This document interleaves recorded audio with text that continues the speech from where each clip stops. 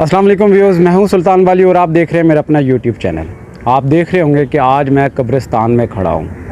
میرے بہت ہی پیارے دوست شہباز احمد، جن کے ساتھ تقریباً میری 16-17 سال سے دوستی ہے، ان کے والد صاحب کی 2-4 مہینے پہلے ڈیتھ ہو گئی تھی۔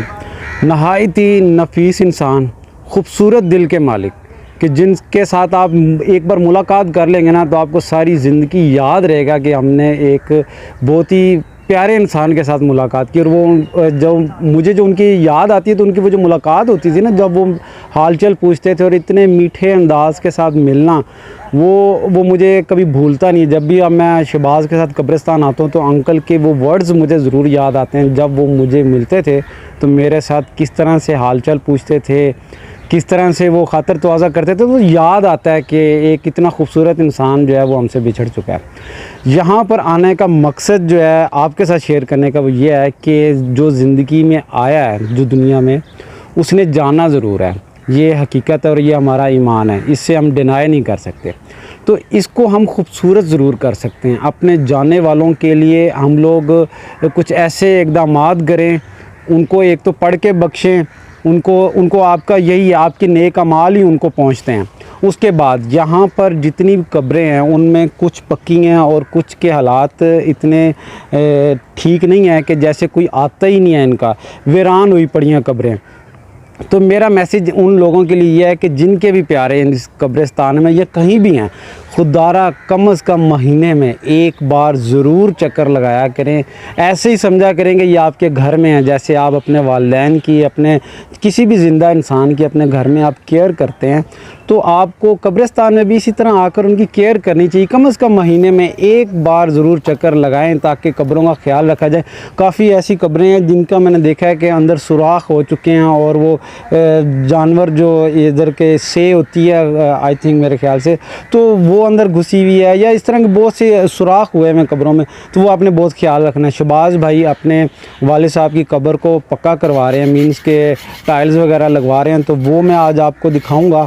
اور میرا میسیج سب کے لیے ایک ہے کہ جیسے آپ اپنے گھر میں تمام لوگوں کو خوراک دیتے ہیں نا، یعنی کہ اگر ناشتہ ہے، دوپہر کا کھانا ہے، جو بھی ہے، تو ہم ایک پراپر بندے کو کاؤنٹ کرتے ہیں کہ ہاں یہ انسان ہمارے گھر میں ہے اور اس کے ابھی ہم نے کھانا جو ہے بنانا ہے۔ تو آپ نے بھی ایسے ہی کرنا ہے کہ ایسے سمجھنا ہے کہ ان کی ڈیتھ نہیں ہوئی، یہ زندہ ہیں۔ جو ان کے حصے کا کھانا ہے ڈیلی بیسس پر آپ بنائیں اور لوگوں میں ڈونیٹ کر دیا کریں۔ اس سے یہ ہوگا کہ ان کو 100 سوال ثواب بھی جائے گا، اور یہ آخرت میں اولاد ہی کام آتی ہے، اور اولاد کا ہی جو آپ کی تربیت ہے نا، وہی ماں باپ کو ثواب کے طور کے اوپر جائے گی کہ آپ نے اپنے اولاد کو کیا سکھایا ہے۔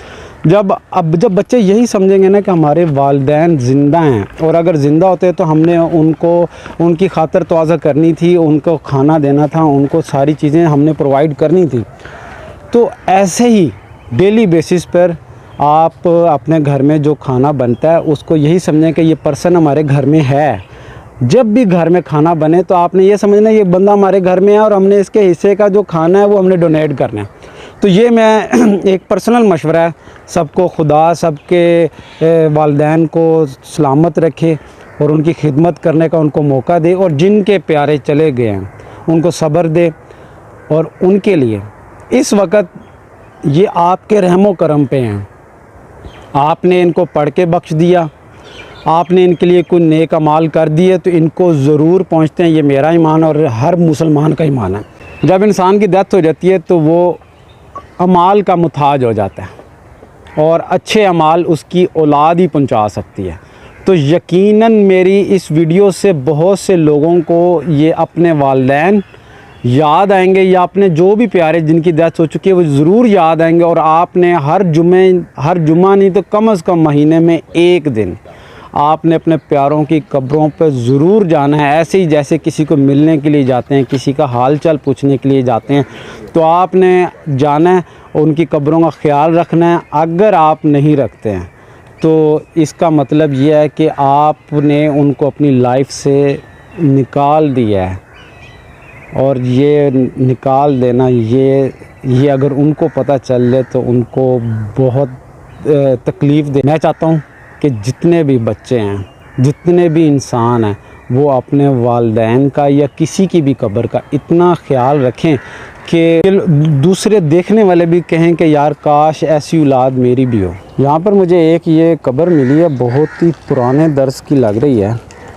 لیکن خوشی یہ ہے کہ بلڈنگ اگر آپ دیکھیں تو انتہائی خستہ حال میں اور بہت ہی جو ہے پرانی لگ رہی ہے, لیکن خوشی یہ ہے کہ قبر پر پھول پڑے ہوئے ہیں, اور اس سے اندازہ یہ ہوتا ہے کہ یہاں پر کوئی چکر ان کا وارث لگاتا ضرور ہے. اور میری دعا یہی ہے کہ اللہ تعالیٰ کبھی بھی کسی کو لاوارث کر کے نہ مارے. کہہ رہا تھا کہ یہ جو چھت تھی نا, یہاں پر جنات کے بچے تھے, جھوٹے کھمبے جڑا بے سریل لگوا رہا ہے, ساتھ کیمرہ صاف ہے, بات ہی غلط ہے. نہیں کوئی چیز کبھی نظر آئی ہے؟ جنوں کے بچے جھولے لیتے رہے ہیں, نہیں پتا ہے انہوں نے کس طرح پتا, کتنے رہتے ہیں پتا ہوئے گا شاید. نہیں نظر بھی آندے نے کہ صرف چیزیں ہی جلدیاں نا نظر کی دو نے جلال گاڑی پیچھے بڑھنا ہے کہتے اندر ہے سامنے جڑی بلڈنگ ہے, چل بڑائی چلو چلیے اندر. اور نہیں رات دا نہیں رات دا تو کوئی سین نہیں ہے بھائی, رات دا کوئی مذاق نہیں ہے. اور تو بندہ باہر جا کے رات دا کو باہر سے دکھا اندر استعمال نہیں ہوتا کمرہ؟ نہیں یہ کمرہ بالکل بند ہے گیا. خود یہ کمرہ کا ڈینے بندے دا پلنے سے خود رات نو بڑھنا ہے دن نو بڑھنا ہے. اچھا یعنی کہ بڑا خطرناک کمرہ ہے.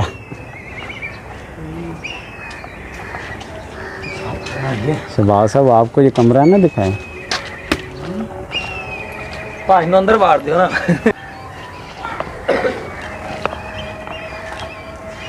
جی جو یہاں پہ قبریں کھودتے ہیں ان کا یہ کہنا ہے کہ یہاں پہ جنات کافی ہے جو رات کے ٹائم جو ہے ڈسٹرب کرتے ہیں.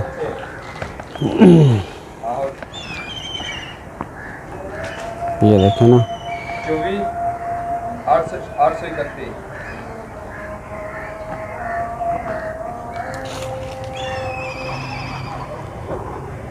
ہاں جی ہاں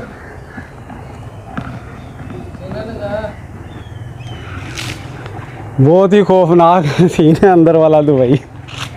سارے سپارے پڑے. اچھا یہ قرآن پاک یہاں اس کے اندر دفن ہے,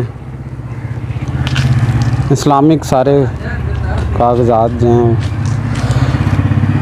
قرآن پاک وغیرہ ادھر اندر دفن کرتے ہیں نا.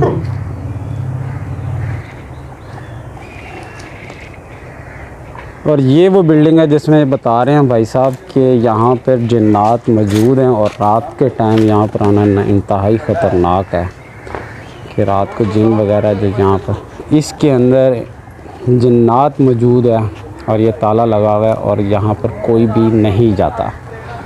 تو مجھے بھی چلے جانا چاہیے یہاں سے زیادہ بہتر ہے, کیونکہ اپنا بھائی جنوں کے ساتھ کوئی مذاق نہیں ہے. ہاں مستریوں کو قبرستان کام کرتا چھوڑ کر فوراً نکلے ناشتہ کرنے کے لیے دھرم پورہ حیدری بونگ پائے پہ, اور یہ بونگ پائے انتہائی فریش اور اتنے مزے کے ہوتے ہیں کہ بس جہاں پر ایک نان ساتھ کھانا وہاں پہ دو کھائے جاتے ہیں.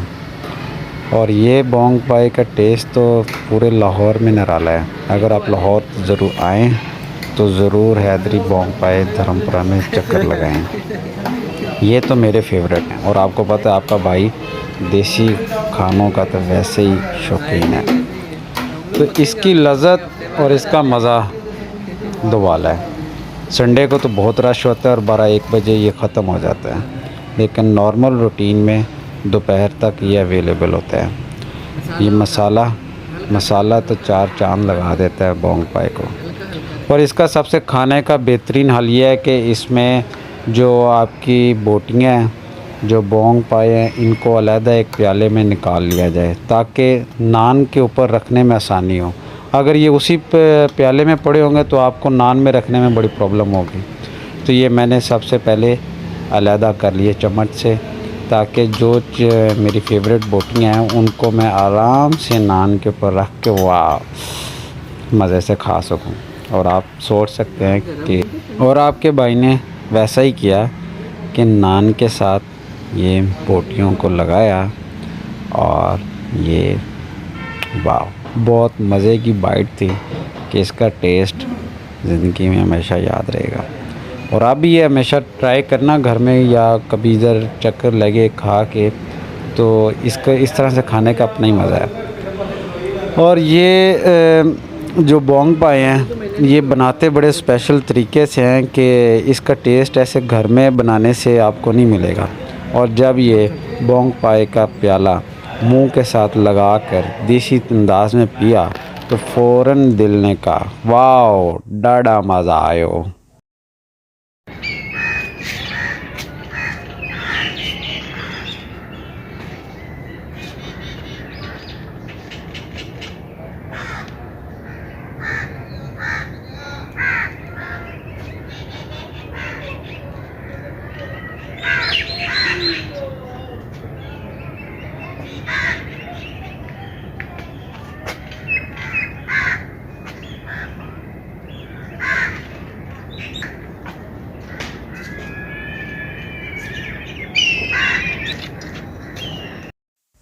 اے قبرستان تیری آغوش میں اتنی خاموشی کیوں ہے, لوگ تو اپنی جان دے کر تجھے آباد کرتے ہیں. اللہ تعالی ہم سب کو اپنی آخرت کی تیاری کی توفیق عطا فرمائے, اور جو پیارے بچھڑ گئے ہیں ان کی آخرت آسان فرمائے.